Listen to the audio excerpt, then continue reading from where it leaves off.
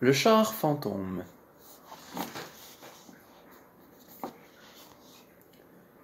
La mécanique et la mort ne sont pas sans rapport.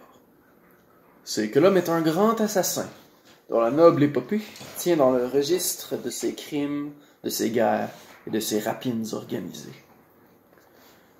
Au chapitre de son loisir, le moteur et l'engin sont comme venus le dépanner. D'ailleurs, il n'a jamais rien inventé qui ne soit destiné à la destruction du plus grand nombre, car c'est un technicien de mort, l'homme. À force de patients efforts et de recherches obstinées, il raffine sans cesse ses opérations meurtrières. Lorsque le grand Alexandre terrorisait son petit monde, il ne comptait que sur quelques dizaines de milliers d'hommes. Il fallait marcher, chevaucher, voyager, se nourrir et puis survivre. Le guerrier professionnel dépensait plus d'énergie pour se rendre sur les champs de bataille que pour y combattre. Hannibal n'a rien trouvé au plaisir de la montagne, et Scipion détestait le soleil africain. Les Romains déplaçaient des troupeaux pour nourrir les légions en route. L'aigle avançait au rythme du bœuf.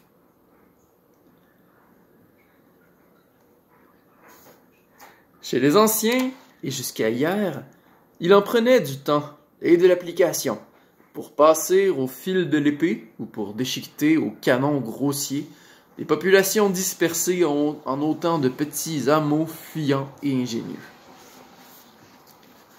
Puis, après des millénaires de frustration, d'humiliation, de fatigues inutiles et de pertes de temps, le visage de la guerre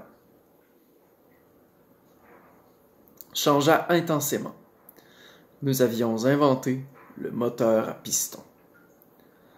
Vous savez bien que la roue toute seule est une découverte qui n'écrase pas grand monde. Mais un moteur animant 4 roues surmontées d'un canon vous donne l'engin rêvé. La guerre éclair est fille de l'ère mécanicienne. Le guerrier motorisé ménage ses forces, il se déplace rapidement sur de très grandes distances, il vole, lâche des bombes, roule le jour, roule la nuit, et se concentre facilement en très grand nombre. En 1945, la terre de Mandchourie voyait 1 million de Russes affronter 1 million de Japonais dans un corps à corps sans merci. Grâce au moteur, il devenait possible de nourrir tous ces gens. Ambulances, camions de transport, avions géants, pelles mécaniques pour ensevelir les tas de corps, le grand Alexandre serait mort d'envie s'il n'était mort d'épuisement. Dans ses habits de cuir, Hitler fut le plus grand motard de tous les temps.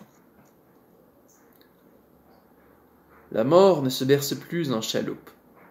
Elle ne tient plus dans cette petite barque sur un ruisseau macabre. La mort à présent se promène en char. Ce char fantôme est sans visage, mais son cœur mécanique est d'une grande chaleur. En temps de guerre, en temps de paix, il fauche, il tue, il empoisonne, il fait les choses comme il se doit. L'abattage du plus grand nombre, voilà le rêve originel.